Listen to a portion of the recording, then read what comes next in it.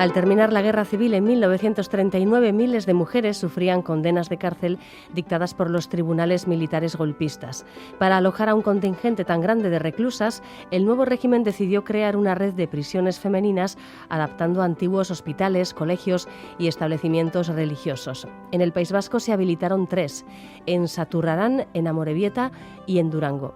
Los 2 primeros, conocidos como los penales del norte, tendrían el triste honor de ser considerados entre los más duros de España. La historia de esas prisiones nos ha llegado a través de los testimonios de las últimas supervivientes y con muy escasa documentación que se ha conservado. Lo que sabemos es solo una pequeña parte de lo que aconteció detrás de aquellos muros, pero los detalles que conocemos son suficientes para causar estremecimiento. Es este el sentimiento que suscita la lectura del libro que hoy vamos a comentar en nuestro espacio de Eusko Ikaskuntza, el primer estudio monográfico dedicado a la prisión central de mujeres de Amorebieta entre 1939 y 1947, un libro que nos presenta Juan Aguirre. Arratsaldeon, Juan. Arratsaldeon, Eva. Pues sí, un libro realmente estremecedor, como bien dices, que ha escrito Ascensión Badiola Aristimuño. Arratsaldeon, Ascensión. Arratsaldeon. Bilbaína, socia de Eusko Ikaskuntza, licenciada en Ciencias Económicas y Empresariales y doctora en Historia Contemporánea. Ascensión, pues eres especialista en la represión franquista en el País Vasco y autora de ensayos históricos como Cárceles y campos de concentración en Vizcaya y también de novelas de tema histórico como La ría de los afrancesados, La bala que mató al general o Martina guerrillera. Bueno, pues ahora ve la luz este nuevo trabajo, Individuas peligrosas, la prisión central de mujeres de Amorebieta, 1939-1947. Como ha dicho Eva, Ascensión, la documentación oficial conservada sobre estos penales es escasa, prácticamente nula en el caso de la prisión central de Amorebieta. Entonces, sabido esto, ¿cómo te las has arreglado para reconstruir en tu estudio y además con bastante pormenor, todo hay que decirlo, la historia de este centro? Bueno, pues ha sido un trabajo de hormiguita, un trabajo de puzzle, en realidad, de juntar datos, de cruzarlos, en realidad, ¿no? Yo, cuando estaba haciendo la tesis, tuve contacto por primera vez con esta prisión de Amorebieta, pues con el trabajo que habían realizado otros investigadores, con los testimonios que dejó escrito en su libro Tomás A. Cuevas, a través de la toma de testimonios que hizo de otras presas comunistas como ella todavía en vida de Franco. Y pues cuando terminé la tesis, la verdad es que vi que las cárceles de mujeres quedaban bastante pobres, porque en realidad había que hacer mucho más trabajo con ello. Y me puse a buscar datos, pero claro, solamente tenemos los datos de Saturrarán, que sí que se conservan en el archivo histórico de Oñati, pero de Amorebieta y de Durango son 2 cárceles fantasmas, no había ni libros, registro, ni fichas de filiación, con lo cual era imposible reconstruir el movimiento completo de las presas que entraron y salieron de esta cárcel.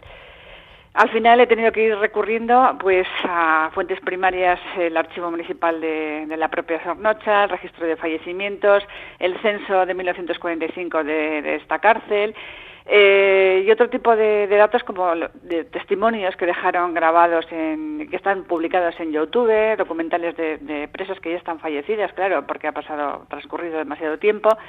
Y, pues otro tipo de información como hasta la Gaceta Histórica del BOE, las propias memorias del patronato de la Dirección General de Prisiones, y con todo ello he intentado, reconstruir de alguna manera el día a día de esta prisión y, en cierto modo se ha conseguido. Uh-huh. El edificio de Amorebieta, Chano, hoy Carmelo Ikastetxea, se levantó a comienzos de la década de los años 30 y pasó por distintas fases antes de retornar a su función original como colegio a partir de 1947. ¿Cuáles fueron estas etapas? La cárcel como tal solamente tiene dos etapas, a partir de 1939 hasta marzo de 1940 y de 1940 hasta la clausura de la cárcel en 1947.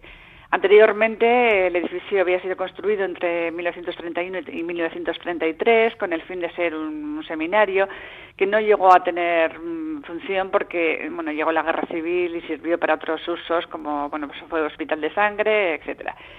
Pero a partir de septiembre del 39 es cuando empiezan a llegar presas madrileñas fundamentalmente de la cárcel de Ventas, porque se habilitó esta cárcel, no cabían en Madrid, en Ventas, y se fueron repartiendo por toda la España franquista, ¿no? Entre ellas tocó Amorebieta.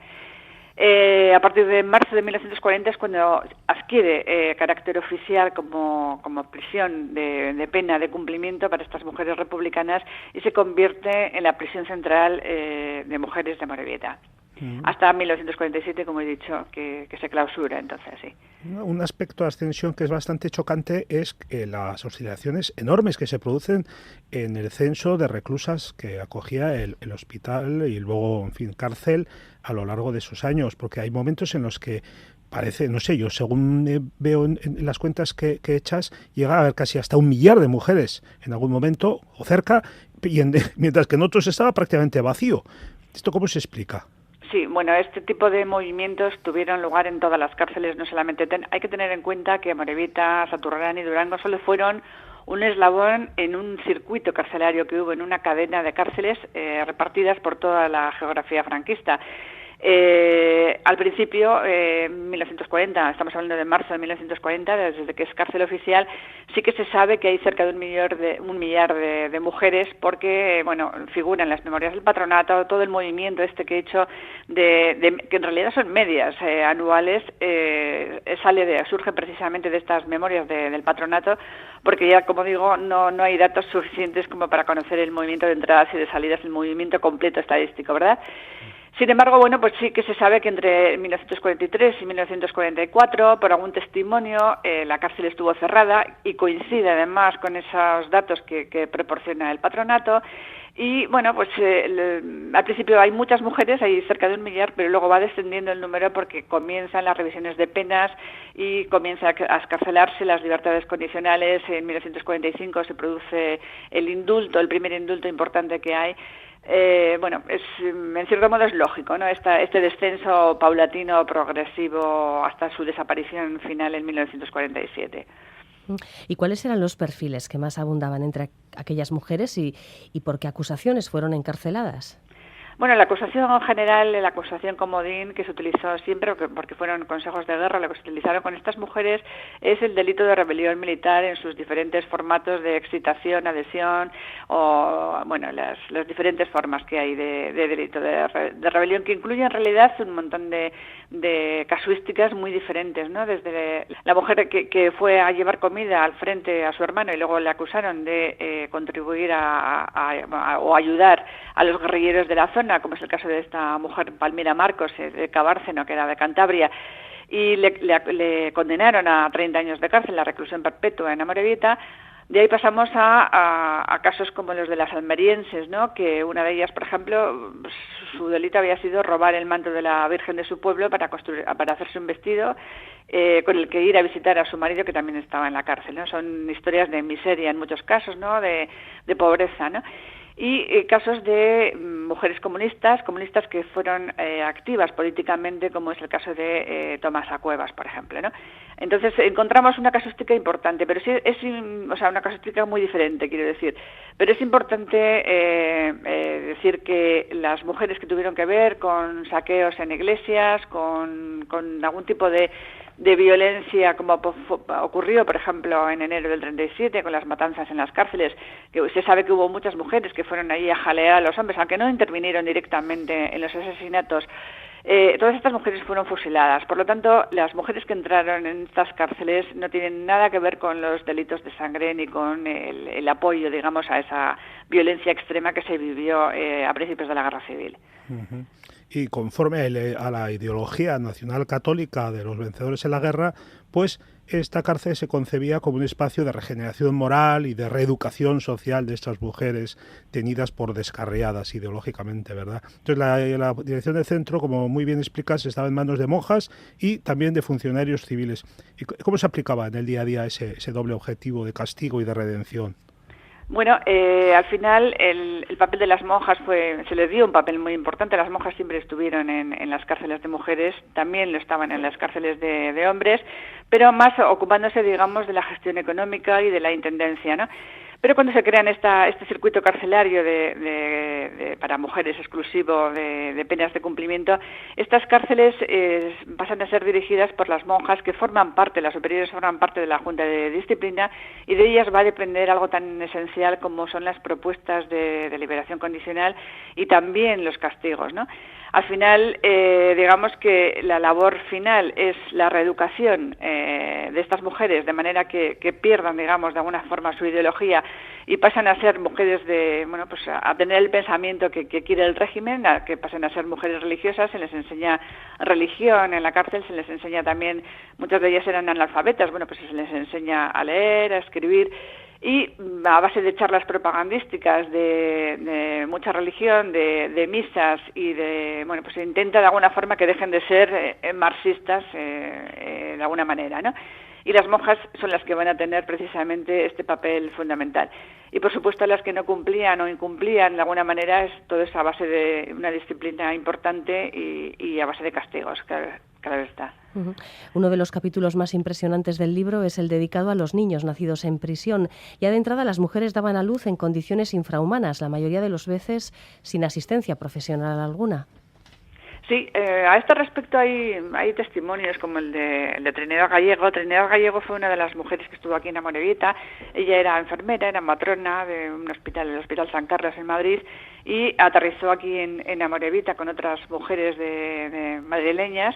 Y ella misma dice como y además igual hasta prefiero leer la frase tal y como lo dice, ¿no? Dice: yo recuerdo haber hecho un parto en la prisión de Amorebieta de una mujer en el suelo. Dice: era de noche, no pude llamar a nadie, no me dieron nada, no tenían nada.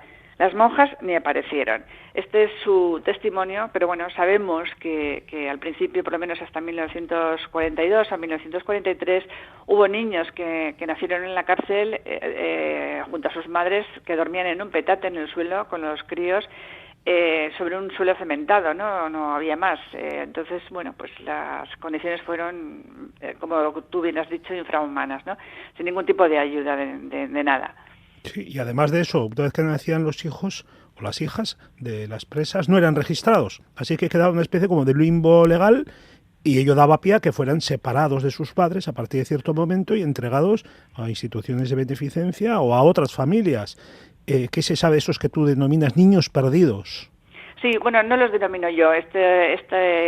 Digamos, el llamar los niños perdidos de Franco lo han inventado, digamos, como término otros historiadores, porque ya digo que es un término general aplicable a todas las cárceles de este tipo, ¿no?, que hubo en la geografía franquista en aquel momento.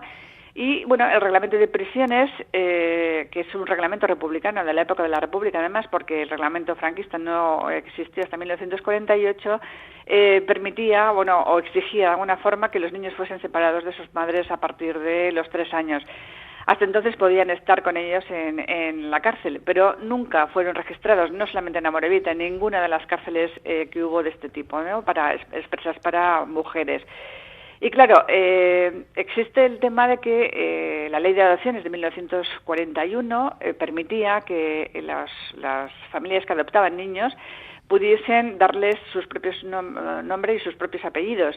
De este modo, claro, ¿qué pasó? Que las mujeres que no tuvieron un familiar que recogiese a sus hijos, o casos de familias del pueblo de Ondarroa, de Durango, que se sabe que recogieron a estos niños de las cárceles en algunos casos y luego se los devolvieron a sus madres, las que no tuvieron esa fortuna, digamos, pudo ocurrir algo tan terrible como que pueda haber gente octogenaria hoy en día, gente que tendrá actualmente unos 80 y tantos años, que piensa que sus padres fueron, o que no sepa que fue adoptado y que piense que sus padres son los padres biológicos. Puede darse el caso. Al final el interrogante es tremendo. Es como una especie de agujero negro que existe en nuestra historia reciente, y es una historia general que afecta además a muchos sitios, a muchos lugares y a muchas personas. Uh-huh. A todo esto, las condiciones higiénico-sanitarias en la prisión de Amorebieta eran mínimas. Durante años no hubo ni siquiera duchas. Imaginamos que tanto enfermedades como la mortalidad serían considerables. Sí, la mortalidad afectó, desde luego. Está claro que la falta de todo tipo de condiciones fue importante, ¿no? El frío, la humedad, la falta de alimentación, en fin. Se sabe por testimonios como el de Teopista Bárcena, por ejemplo, que fue una mujer de Medina del Pomar que estuvo en esta cárcel, que se lavaban en una especie de abrevadero, cerca de 1 millar de mujeres que tenían que hacer cola todos los días, ¿no?, para lavarse bueno, pues y lo mismo ocurría con los aseos, ¿no?, que no había aseos suficientes. Hasta 1943 no se construyen duchas en esta cárcel. Se sabe que costaron 45.000 pesetas por datos que he encontrado también en estas memorias del patronato. No solamente se construyeron aquí, sino en otras cárceles también de la España franquista. Y un tema importante fue una enfermedad importante que había en la época, es el tifus exantemático, producido por la picadura del piojo, y esto solamente se podía solucionar al final con la desinsectación de las prendas, de las ropas, de las mantas que utilizaban, ¿no?, de los petates. Y se sabe que cuando en las 3 provisiones provinciales que había aquí había ya estas cámaras de gas anhídrico, e incluso en Saturrarán hubo un proyecto para construir estas cámaras. Sin embargo, en Amorebieta nunca se llegó ni a plantear siquiera la posibilidad de construirlas. Por lo tanto, las condiciones en Amorebieta yo creo que fueron peores que en el resto de las cárceles de aquí, incluso las del norte, porque estuvo muy olvidada de la mano de la Dirección General de Prisiones. Has citado el tema de la alimentación insuficiente que tenían las reclusas, y esto me recuerda a un episodio yo creo que es una de las páginas más edificantes del libro, ¿no?, en el que hablas de una huelga de hambre que se produjo entre las mujeres, una huelga de hambre precisamente en protesta contra la absolutamente insuficiente alimentación cotidiana que recibían. Sí, las propias Tomasa Cuevas cuenta como cuando llegó a Amorebieta les impresionó el aspecto que tenían las mujeres, ¿no? Les llamaban las amarillas, ¿no? No solamente por la suciedad, sino también por la falta de luz. No les dejaban salir fuera de la cárcel en ningún momento, ni siquiera al huerto, y por supuesto la falta de alimentación era tremendo, ¿no? Se denuncian en muchos de estos testimonios que solamente les daban agua caliente para beber o para tomar, digamos, ¿no?, como caldo, ¿no? Y llega un momento en el que está la situación de penuria, que llegan a hacer una huelga, se niegan a tomar ese agua caliente para exigir que les sirvan más, ¿no? Y bueno, pues el director se planta allí, les amenaza con ametrallarlas si no admiten ese tipo de comida, y ellas, bueno, pues persistieron en su actitud, ¿no? Al final, al día siguiente, lo que consiguieron es que a partir de entonces el agua caliente tuviese por lo menos alguna hoja de lechuga, o un poco de repollo, o algún que otro garbanzo, ¿no? Consiguieron mejorar de alguna forma un poco su falta de alimento, ¿no? Bueno, a partir de la derrota del Eje en la Segunda Guerra Mundial, Franco quiso limpiar su imagen internacional y procedió a decretar amplias excarcelaciones, pero muchas condenas se sustituyeron por destierros. Entonces, para estas mujeres, una vez ya fuera de la cárcel, volver a sus pueblos o ciudades de origen, pues era muy difícil. Y esta página es bien poco conocida, la de las represalias tras la liberación en un momento dado. Sí, realmente se cree que con la liberación condicional o con las liberaciones fue el final de esta historia, ¿no? Y sin embargo, para muchas mujeres el sufrimiento continuó, mujeres y hombres, porque con los hombres pasó exactamente igual. Los destierros fueron el gran problema del después, digamos, de la excarcelación, ¿no? Al final dependía de las juntas locales, incluso posteriormente, a partir del 43, del Servicio de Libertad Vigilada, el que mujeres u hombres que eran liberados pudiesen volver a sus pueblos. Pero se exigía que los 3 informes fuesen unánimes, los 3 informes de alcaldía, de la Guardia Civil y de Falange, fuesen unánimes en cuanto a recibirles en el pueblo de origen. Y cuando alguno de estos informes fallaba o se decía que no, pues la liberación era con destierro. Generalmente era a más de 250 kilómetros del lugar de origen. Y claro, llevaba una pena además accesoria, porque junto a la pena de cárcel inicial siempre estaba la inhabilitación profesional, que esta pena no se cancelaba con la liberación. Por lo tanto, mujeres que eran maestras o que eran enfermeras no pudieron ejercer luego, posteriormente, incluso hasta muchísimos años después, en que en algunos casos fueron rehabilitadas las maestras, por ejemplo, no pudieron ejercer su profesión y tenían que vivir de lo que podían, de la caridad, si tenían algún familiar, pues de algún familiar, y si no, realizando trabajos de cualquier tipo. Precisamente al hilo de esto me escribió la nieta de una mujer de Amorebieta, de una mujer que estuvo en esta cárcel, que era de Extremadura, y le dieron la libertad con destierro, se quedó en Amorebieta. Y esta mujer puso una tienda de chucherías y, bueno, pues la familia, después la nieta ha nacido en Amorebieta y llevan ya 3 generaciones en Amorebieta precisamente debido a este destierro, que es una historia curiosa, ¿verdad? Sí, sí. Bueno, pues nos despedimos de Ascensión Badiola recordando el nombre de su libro, Juan. Individuas peligrosas, la prisión central de mujeres de Amorebieta 1939-1947, de Ascensión Badiola Aristimuño, publicado por Chertoa. Eskerrik asko, Ascensión. Gracias a ti también, Juan. Eskerrik asko. Eskerrik asko. Agur, Ascensión. Agur.